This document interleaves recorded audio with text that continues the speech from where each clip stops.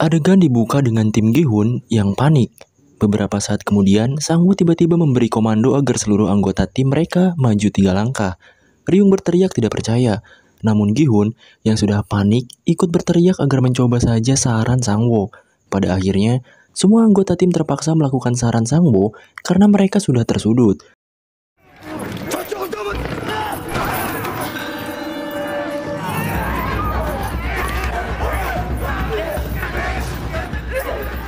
Dan alhasil, setelah rencana Sang-woo dieksekusi, tiba-tiba formasi lawan hancur dan jatuh karena kehilangan beban tarikan. Melihat kesempatan yang terbuka, lantas Sang-woo dengan cepat berteriak memberi komando tarikan. Tim lawan yang masih tergeletak terseret, mereka berusaha untuk membangun kembali formasi. Namun naas, usaha tersebut sia-sia karena mereka sudah tertarik jauh ke depan. Dengan terpaksa, mereka harus menghadapi nasib buruk berupa terjun bebas ke lantai bawah. Tim Gi-hun merebut kemenangan di game ini.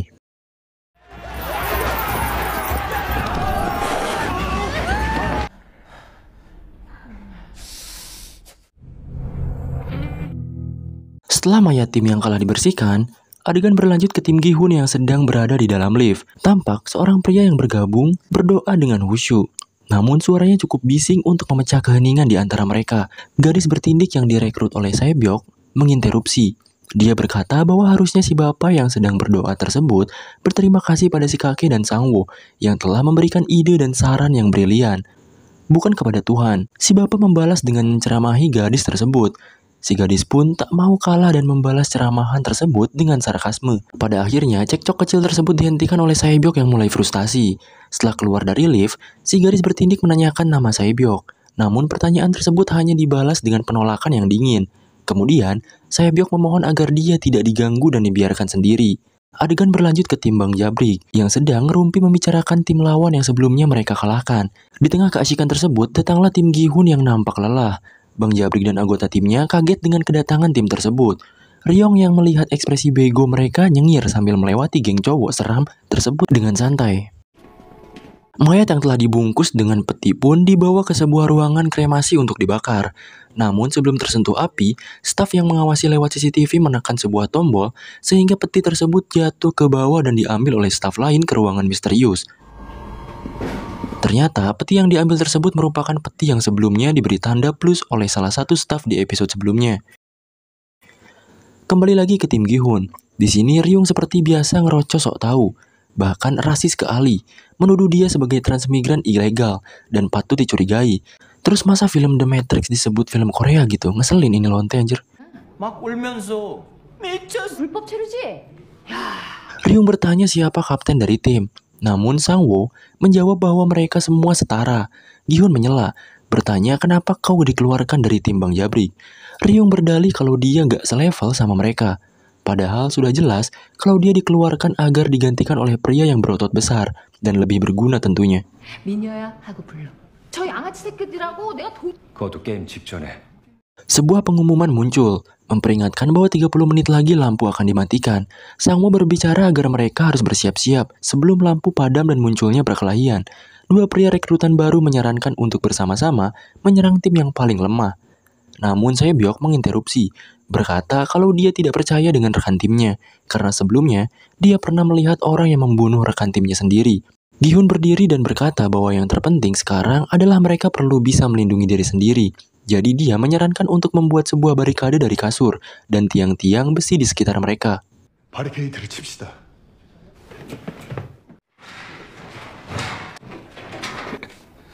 Saat dalam proses pembangunan barikade, Om Jabrik menghampiri Gi-hun dan berkata bahwa barikade mereka akan hancur dengan mudah. Gi-hun menimpali omongan si Jabrik, bertanya apakah si Jabrik percaya pada timnya sendiri. Pria sok keras itu membisu setelah mendengar kata-kata tersebut. Ia juga sadar kalau sewaktu-waktu bisa saja dia dikhianati oleh bawahannya sendiri. 나 같으면 암이 나면 Ia pun kembali ke timnya dan memerintahkan rekannya untuk istirahat dan tidak melakukan penyerangan malam ini. Si Jabrik bertanya kemana perginya si dokter, dan bawahannya bilang kalau dia pergi ke toilet. Namun kenyataannya si dokter pergi bersama oknum staf ke suatu tempat, yang tak lain dan tak bukan adalah ruangan unboxing mayat yang tadi diselundupkan. Diperlihatkan bahwa rekaman CCTV saat si dokter dan staf berjalan di lorong dihapus oleh staf yang mengawasi CCTV. Kembali ke tim Gi-hun, mereka berupaya untuk menyusun jadwal jaga malam.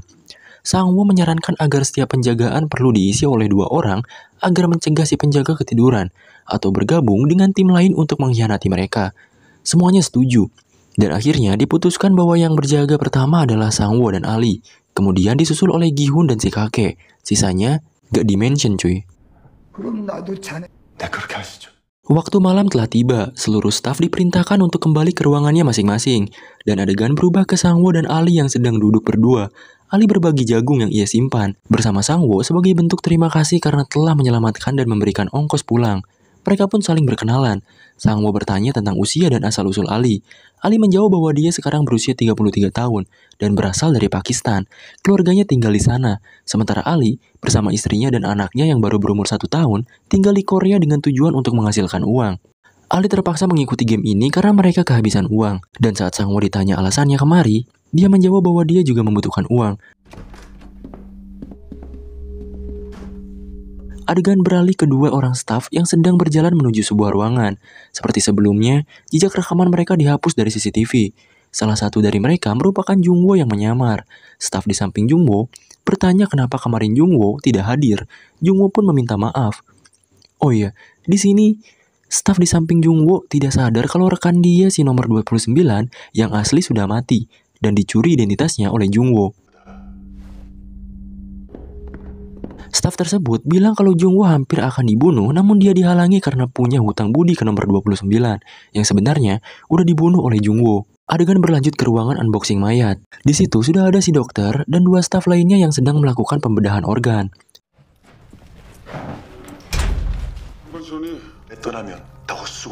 Jungwoo dan staf tadi masuk di scan terlebih dahulu untuk dikonfirmasi identitasnya.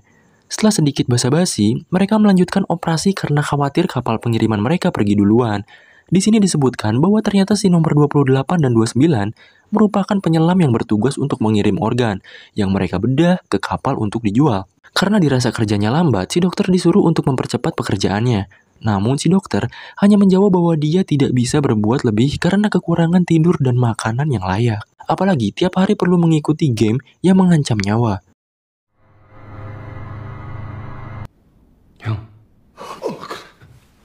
Adegan beralih kepada Gi-hun yang sedang tertidur. Sebuah tangan hampir meraih lehernya. Namun kemudian Gi-hun terbangun dalam keadaan kaget, mendapati Sang-woo yang ternyata mau membangunkannya untuk gantian jaga malam. Sang-woo bertanya apakah Gi-hun mengalami mimpi buruk, dan Gi-hun menjawab kalau dia tidak apa-apa. Adegan beralih lagi, kali ini menuju Bang Jabrik yang gak bisa tidur. Ia bertanya pada bawahannya tentang si dokter, dan bawahan tersebut menjawab kalau dia masih belum kembali dari toilet. Tentu saja ini mencurigakan cuy. Balik lagi ke si dokter yang sedang membedah. Salah satu staf dengan topeng segitiga menawarkan diri untuk melanjutkan pekerjaan si dokter karena mereka tidak punya waktu lagi. Si staf mengolok-olok si dokter dan menyinggung pembedahan sebelumnya yang gagal. Namun si dokter menepis perkataan si staf karena ternyata mayat yang akan mereka bedah sebelumnya masih hidup dan memberontak. Kembali lagi pada Gi-hun, ia melamun menatap kekosongan. Mereka ulang sebuah kejadian yang dulu pernah terjadi padanya. Sebuah perseteruan, di mana salah satu rekannya terbunuh dipukul tongkat oleh seorang polisi.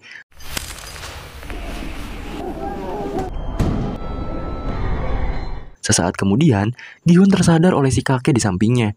Setelah ditanya kenapa, Gi-hun bercerita bahwa dia pernah terlibat di sebuah aksi mogok di perusahaan mobil tempat kerjanya dulu. Mereka dipecat dengan alasan perusahaannya sedang mengalami masa sulit. Gi-hun yang sedang kerepotan membiayai keluarganya dengan terpaksa mengadakan mogok tersebut bersama rekan-rekannya. Namun naas, rencana tersebut berakhir tragis dengan kematian rekan-rekannya. Si kakek tiba-tiba memegang kepalanya dengan raut wajah kesakitan. Saat Gi-hun periksa, ternyata dia terkena demam. Adegan kembali lagi ke unboxing mayat. Para staf di situ sedang ngerumpi menceritakan mayat yang kemarin mereka bedah.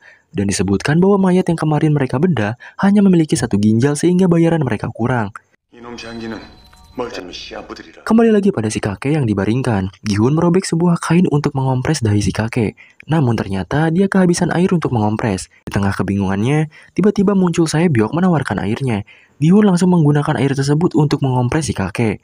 Adegan lagi-lagi berubah ke bagian unboxing mayat. Jungwoo bertanya apa yang terjadi pada mayat zombie yang kemarin. Dan salah satu staf menjawab kalau dia memukul mayat tersebut dengan linggis sampai mati. Tiba-tiba Jungwoo ditanya kenapa dia tidak ingat, padahal kemarin dia juga di sini dan membuang mayat tersebut. Dengan sedikit jeda, Jungwoo menjawab kalau dia saat itu sedang ngelantur. Namun jawaban tersebut justru malah menambah kecurigaan staf lain. Jungwoo yang semakin waspada mulai meraih sesuatu dari sakunya. Namun sebelum meraih benda tersebut, tiba-tiba si dokter berteriak. 아니면 간이고 공파 죽었다. Kembali lagi pada Gi-hun dan si kakek. Gi-hun berkata pada si kakek agar cepat sembuh dan bermain game lagi. Gi-hun meninggalkan si kakek dan menghampiri Sae-byok yang sedang duduk. Gi-hun berterima kasih atas air pemberian Sae-byok. Namun Sae-byok menjawab kalau air itu tidak gratis dan harus dikembalikan esok hari. Pembedahan pun beres dan semua organ tubuh yang akan dijual telah dimasukkan ke dalam tas. Nomor 28 dan Jungwoo bergegas untuk pergi menuju kapal sebelum terlambat. Si dokter yang baru menyelesaikan pekerjaannya menagih informasi tentang game selanjutnya. Namun si staf bertopeng segitiga menjawab bahwa mereka juga sama sekali belum diberitahu. Si dokter sontak langsung memberitahu informasinya. Si staf menyuruh si dokter untuk bersabar. Namun karena sudah emosi, si dokter mengambil pisau bedah dan menyerang salah satu staf tersebut. 지금 당장 안 할래라 그래. 돌아가서 족같이 쏟은 쓰레기 말을 믿다가 저놈이 돌아올 때까지. Kembali pada Jungwoo dan si nomor 28. Mereka tiba di sebuah ruangan yang memiliki pintu besi dan kemudian membukanya. Di balik pintu tersebut, ada sebuah tangga yang menuju ke bawah dan mereka mulai menuruninya. Sementara si dokter, setelah berdebat sengit, para staf mengalah dan bilang kalau mereka akan mendapatkan informasinya. Namun yang jadi Sandra bilang kalau dia butuh kunci untuk membuka ruang kontrol. Dia menyuruh si dokter untuk merogoh sakunya. Namun saat si dokter memegang celana si Sandra, dia malah melawan balik dan menyerang si dokter. Namun naas, sebelum dia berhasil mengambil senapan, si dokter lebih dulu menerjang dan menusuknya dengan pisau bedah berkali-kali. Staf yang satunya memukul punggung si dokter dengan linggis dan menyerangnya berkali-kali. Namun si dokter berhasil bertahan dan kabur dari tempat itu. Balik ke Jungwoo dan nomor 28. Saat turun, Jungwoo melihat sebuah benda yang menempel di dinding. Sesaat kemudian, nomor 28 langsung memperingati Jungwoo agar tidak menyentuh benda tersebut yang ternyata adalah bom. Nomor 28 bilang bahwa tempat ini adalah jalur melarikan diri darurat untuk para VIP. Bom tersebut berfungsi untuk meratakan seluruh tempat setelah mereka melarikan diri. Jungwoo pun bertanya tentang siapa para VIP tersebut. Namun, nomor 28 menolak untuk menjawabnya. Mereka pun turun. Nomor 28 memanggil Jungwoo, dan saat Jungwoo berbalik, tiba-tiba lehernya ditodong oleh sebuah pisau. Adegan berubah kembali, menunjukkan si dokter yang sedang berusaha untuk kabur. Hingga pada akhirnya, ia pun malah masuk kembali ke ruangan bermain tempat tes permen gula yang kemarin. Kembali lagi ke Jungwoo yang sedang ditodong. Nomor 28 mulai memberinya pertanyaan dan menunjukkan kecurigaannya terhadap Jungwoo. Ia pun memerintahkan Jungwoo untuk melepas topengnya. Dengan terpaksa, Jungwoo melakukan perintah tersebut. Namun sesaat setelah nomor 28 bertanya identitas asli Jungwoo, perutnya ditodong balik. Bukan dengan pisau, namun dengan pistol. Refleks di nomor 28 langsung mengangkat kedua tangannya. Kemudian Jungwoo balik memerintahkan nomor 28 untuk menunjukkan wajahnya. Kembali lagi cuy, ke si dokter. Tak butuh waktu lama, akhirnya dia terkejar oleh staf yang tadi. Namun saat si dokter mengangkat linggisnya, staf tersebut langsung berbicara untuk menenangkan pria berlinggis di hadapannya dan mengambil jalan damai. Lagi-lagi adegan berubah ke Jungwoo. Kini dia mulai berkata bahwa orang yang mereka sebut zombie dan hanya mempunyai satu ginjal merupakan kakak laki-lakinya yang ternyata kehilangan ginjalnya karena mendonorkannya kepada Jungwoo. Namun nomor 28 langsung menjawab bahwa zombie kemarin bukanlah kakak Jungwoo karena mayat tersebut bukanlah laki-laki. Kembali kepada si staf yang sedang membujuk si dokter. Karena si dokter sulit untuk diyakinkan, maka staf tersebut membuka topengnya dan bilang kalau dia juga manusia dan ingin mereka berdua selamat. Pada akhirnya si dokter menjatuhkan linggisnya dan si staf semakin mendekat. Saat dia sudah di belakang si dokter, ia sembunyi-sembunyi mengeluarkan pisau lipatnya. Ketika dia mengangkat tangan dan mau menusuk si dokter, tangannya tertembak dan muncullah frontman beserta gerombolannya. Kembali ke Jungwoo yang masih menodong nomor 28 yang berlutut di tanah. Jungwoo bertanya bagaimana dia bisa yakin bahwa mayat yang kemarin adalah perempuan. Nomor 28 pun menjawab bahwa dia bisa tahu karena sebelum dibedah mereka sempat memperkaos mayat tersebut bergantian. Nomor 28 menyuruh Jungwoo memeriksa daftarnya agar dia lebih percaya. Daftar tersebut berisikan informasi pribadi sampai catatan medis seluruh peserta. Jungwoo bertanya di mana letak daftar tersebut, dan nomor 28 bilang bahwa daftar itu terletak di ruangan pemilik, alias frontman. Nomor 28 mulai memohon agar Jungwoo mengampuni hidupnya, dan menawarkan diri untuk membantu mencari kakak Jungwoo, dan juga memberinya semua uang hasil penjualan organ. Namun sebelum dia beres berbicara, ditembaklah kepalanya hingga ia tercebur ke dalam kolam. Kini kembali ke panggung si dokter yang telah dimasuki oleh frontman. Pria berjubah hitam tersebut menghampiri staf yang barusan ia tembak. Ia berkata bahwa apapun yang mereka lakukan terhadap organ tersebut, dia tidak peduli. Namun yang jadi kesalahan fatal, mereka adalah merusak aspek terpenting dari tempat game tersebut, yaitu kesetaraan. Lumayan mengejutkan ya, ternyata frontman yang berdarah dingin menjunjung tinggi kesetaraan dan peduli dengan penderitaan para pesertanya. Frontman langsung menarik pelatuk pistol dan melubangi kepala pengkhianat tersebut dan meninggalkan tempat. Dan setelah dia menginjakan kaki keluar, kini giliran si dokter yang harus menerima nasibnya. Dilubangi oleh rentetan peluru senjata api dan mati. Jungwoo menaiki kembali tangga tempat dia masuk, namun saat meraih pintunya, ternyata pintu tersebut telah terkunci. Mau tidak mau, dia menembak lubang kuncinya hingga suara tembakannya terdengar sampai luar dan sampai di telinga frontman. Jungwoo akhirnya berhasil masuk ke ruangan yang ditunjukkan oleh nomor 28, sembari menodongkan pistolnya. Adegan berganti pada frontman yang berhasil menemukan mayat nomor 28. Setelah dikonfirmasi, frontman menyadari bahwa pelaku yang membunuh nomor 28 masih ada di tempat ini. Karena tabung oksigen untuk menyelam masih lengkap. Sebelum melanjutkan pencarian, frontman mengulik lubang di kepala nomor 28 dan mencabut peluru yang tertancap di dalamnya. Sirine tiba-tiba berbunyi. Para pemain terbangun dan keheranan. Sementara Jungwoo masih melanjutkan pencariannya di ruangan frontman. Sesaat kemudian, akhirnya Jungwoo menemukan sebuah pintu yang mengarah ke berangkas berisi data-data para pemain Squid Games dari tahun ke tahun. Jungwoo mengidentifikasi tiap berkas yang ada. Masing-masing berkas dilabeli sesuai tahun pelaksanaannya. Di sisi lain, para staf kini memeriksa ruangan nomor 28 dan juga milik Jungwoo. Frontman mengawasi CCTV, mendapati bahwa Jungwoo sama sekali tidak terekam jejaknya. Kini para staf memeriksa para pemain dan menyuruh mereka berkumpul di tengah-tengah.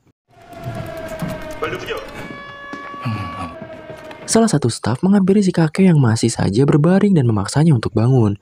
Gi-hun menghampiri staf tersebut dan memberitahu bahwa dia sedang sakit. Selimut yang si kakek pakai dibuka dengan paksa, dan ternyata si kakek mengompol di celananya.